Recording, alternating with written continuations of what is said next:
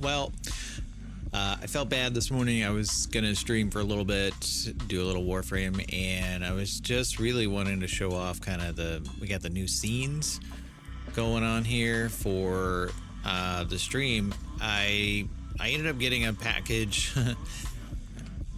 I'm pretty simple, and I changed my mind, I guess, a lot. So I went on Etsy and found something which is really cool. I mean, it's it's made by artists, and they're relatively in budget, so there's hundreds out there, but I got one and I'm pretty happy with it. I think it's cool. It's animated, has pretty much everything. It had the panels, all the scenes, the stinger. Got installed. I installed it through Streamlabs first, and then I was running into some issues with their vertical scenes. Their vertical scenes don't record. You can only stream with them. So you can stream to multiple platforms. That's kind of the weird thing, is if you pay for Streamlabs, you can stream to multiple platforms. If you use OBS, you can use a plugin called Atom.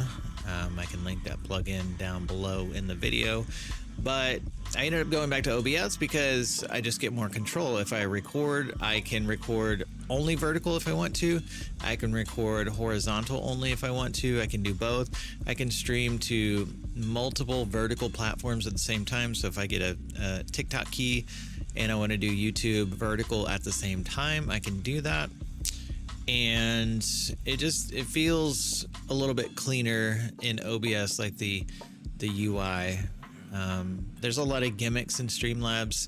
Some of them were kind of giving me some issues, and then I found some let's say bad software. I knew it when I downloaded it that Windows was like, hey, I'm not going to open this, and I made an exception for it because I've seen other people do the TikTok key downloader or key generator, and all you had to do is whitelist it and it worked fine. The Streamlabs plugin for OBS, I whitelisted that and it was actually causing OBS to hang and not open. So we got rid of that, uninstalled, and now here we are and we're making videos. So long-winded, let's get to the scenes and kind of go through that. Some of these are going to mute my mic just because that's how we do it. So I'm going to click through them manually in OBS instead of using my Stream Deck. So let's start with the start scene.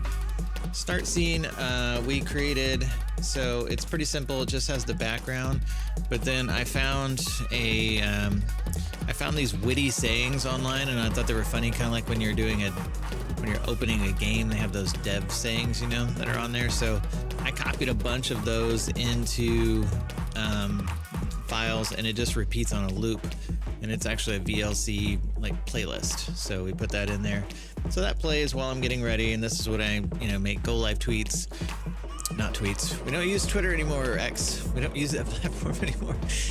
Threads. I don't know what you call that. Make a thread, post a thread. I usually do that. We have Be Right Back. Be Right Back plays lo-fi. It's also got my command to hit my socials. The coffee link is down here.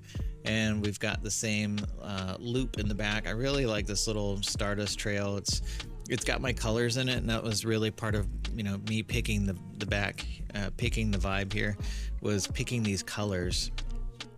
The green and the purple really, they're both part of my kind of palette. Then we have live. So live has camera, and the camera box has room for like the latest follow, latest tips. So I put those little stream labels in there. If you don't have stream labels, it's a way to use to get like your latest cheer, your latest sub, your latest follow, all-time cheer, like all the things you can do in Streamlabs is through their program called Stream Labels. And it basically creates a file in your folder structure that you can point to. And when you need to create one of these labels that updates, all you have to do is put that in here as a stream label, and then it will reference that file. So it's basically just looking at a text file and seeing when it updates, and the file updates using the Stream Labels program. That program will install, and it is fairly safe and doesn't do any harm. So I've been using that one for a while. Chatting is, so we have a chat box, I have cam, and then we have the latest activity little box down here. I really like the one that came with this one. So you can see we got the 4 follows there. And then the top bar, we have most recent sub, either bits or donations, and then follows, and then it says intermission down here, and we have the little glowy guy chasing him back. So I like that. It's really cool. I created one for card games. So card games to me are like Marvel Snap, MTG, Pokemon TCG, card games like that. So I don't use them full screen, and we create a little more room to have this this bottom bar down here that shows recent activity.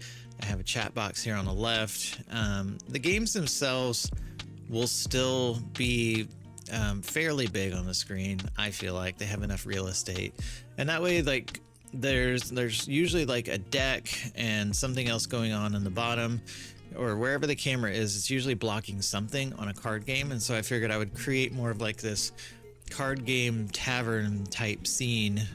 It's kind of using the intermission template, but we created like a bounding box around the screen, and then we created the chat box, and then the video just runs constantly in the background. So that's kind of cool.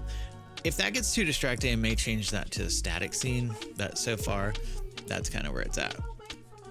This is the scene we started out with. So this is called Chat with Crawler. So if I need to put info down at the bottom or put a graphic or something like that, I kind of wanted the camera to be like one size, and then have something right underneath it where I could put information if I needed to, like while making a video. So kind of like that scene.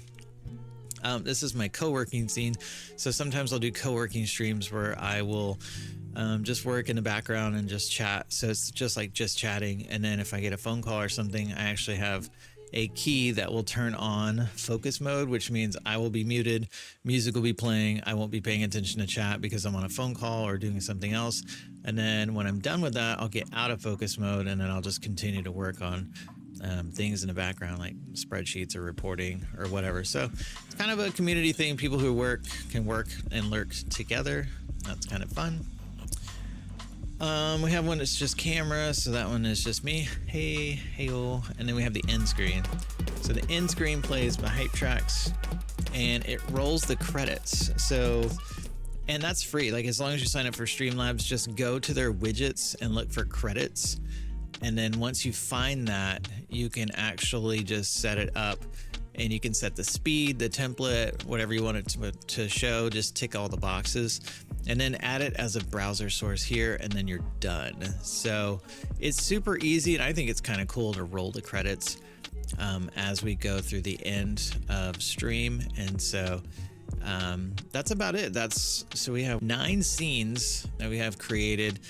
A few of them are just for, chatting and kind of random. The rest of them will be pretty much mainstay for the stream. So that's the new layout. That's the new stream package, and kind of an overview of how we have it set up. So there we go. I'll see you next time on the stream. Follow twitch.tv/SirDeadKnight to get your updates, and follow me on Threads and YouTube as well, so you can keep up there, and we'll see you in the next video.